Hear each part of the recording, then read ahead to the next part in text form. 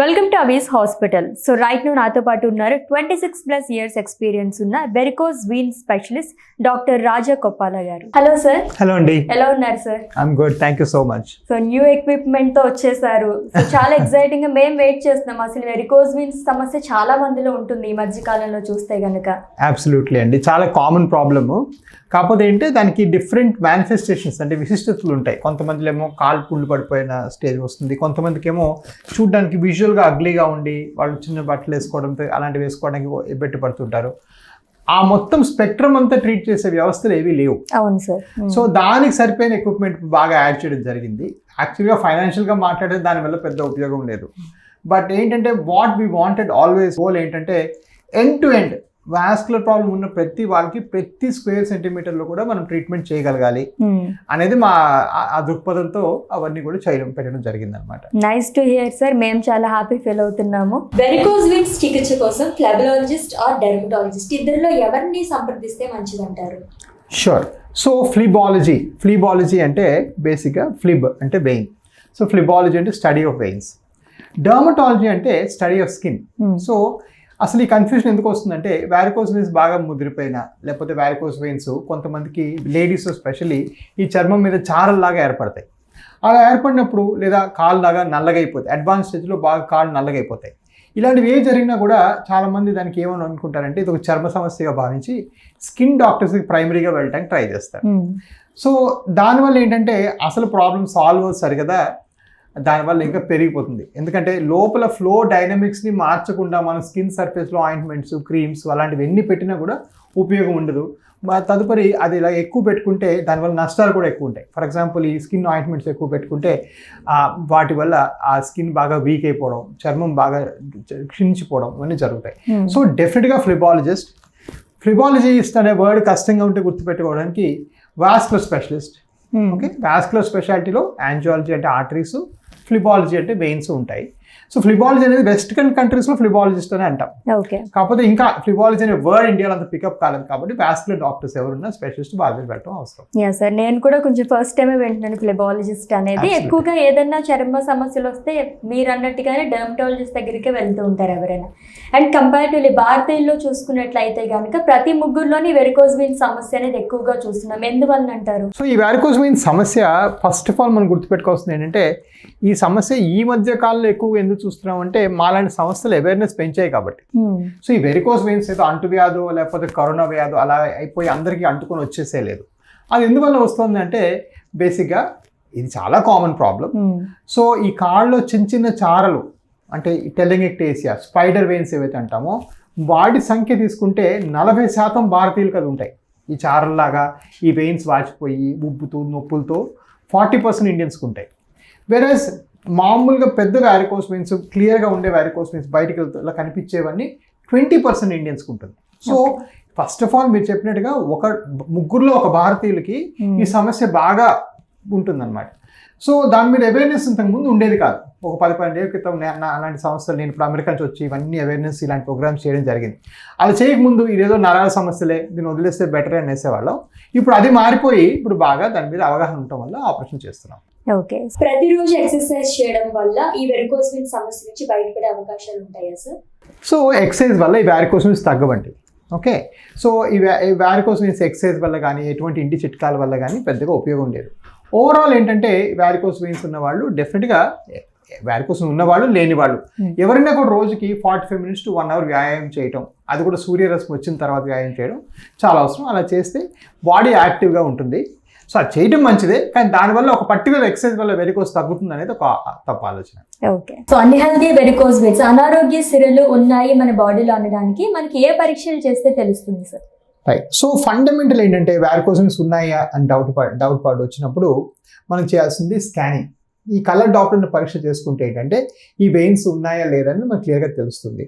కాకపోతే ఈ colour Doppler పరీక్ష నిల్చునే పొజిషన్లో చేస్తేనే కరెక్ట్గా వస్తుంది.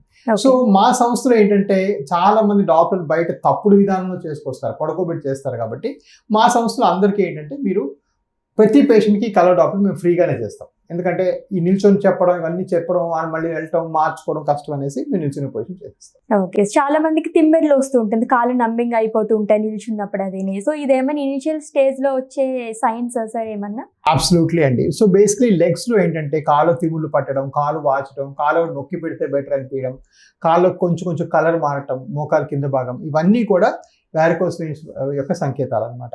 ఇలాంటి ఉన్నప్పుడు నేను చెప్పినట్టుగా నిల్చునే పొజిషన్లో స్కాన్ చేసి ఈ ప్రాబ్లం ఉందా లేదా అని తెలుసుకోవడం చాలా అవసరం. అలా చేస్తేనే మనకు ప్రాబ్లం ఉందని తెలుస్తుంది. సో వన్స్ మనం దీనికి ఈ డిసీజ్ కి వెరికోస్ వెయిన్స్ చికిత్స చేసిన తర్వాత మళ్ళీ వచ్చే ఛాన్సెస్ ఏమన్నా ఉంటాయా సార్? రైట్, ఇది చాలా గుడ్ క్వశ్చన్. చాలా మంది ఏంటంటే ఈ మధ్యన ఇంటర్నెట్లోన ఇట్లాంటి కొంతమంది ఏంటంటే they are called demand aggregators. ఇలాంటి వాళ్ళు ఏంటంటే దే ఆర్ ప్రామిసింగ్ 100% క్యూర్ అండి. సో ఫండమెంటల్ ఏంటంటే 100% క్యూర్ అయ్యే జబ్బు ఇంకా మెడికల్లో పుట్టలేదు. ఓకే, ఎనీ ప్రొసీజర్కి లేకపోతే ఎనీ సర్జరీకి లేకపోతే ఎనీ వైద్యంకి ఎనీ మందుకైనా కూడా 97, 98, 19% అయితే ఆ డాక్టర్ హస్తవాసు బాగుంటుందని మేము చెప్పుకుంటాం.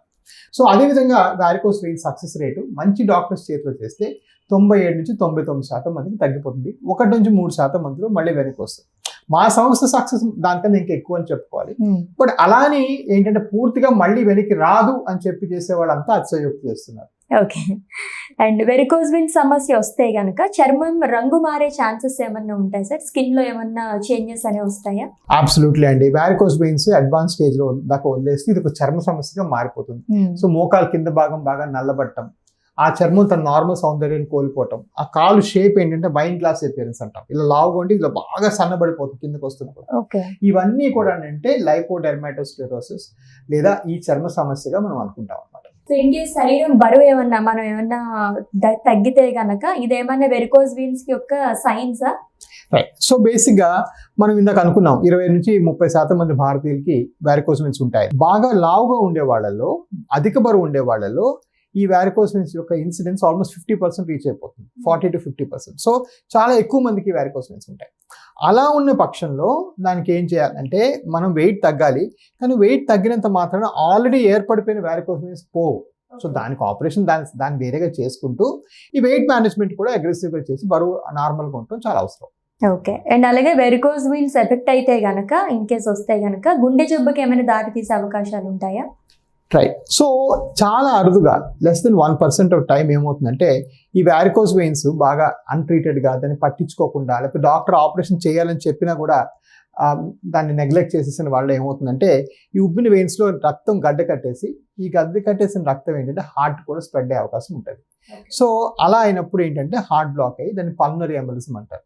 ఇది చాలా అరుదు, కానీ ఇలా ఒక్క కేసు అయినా కూడా చాలా దురదృష్టకరం. ఎందుకంటే ఇందాక చెప్పినట్టుగా ఈ వారికోస్ వెయిన్స్కి చిన్న సూది పెట్టి చేసే ప్రొసీజర్ చాలా సింపుల్, 10 నిమిషాలు అయిపోతుంది.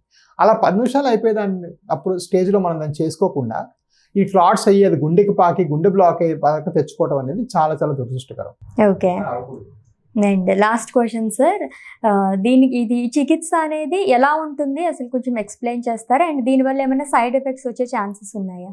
సో ఈ వారికోస్ వెయిన్స్ చేసే చికిత్స ఏంటంటే ఫండమెంటల్గా ఇలా వెయిన్ ఉన్నప్పుడు ఈ వెయిన్ని బయట నుంచి చేసేదాన్ని అంతా ఓపెన్ సర్జరీ అంటాం.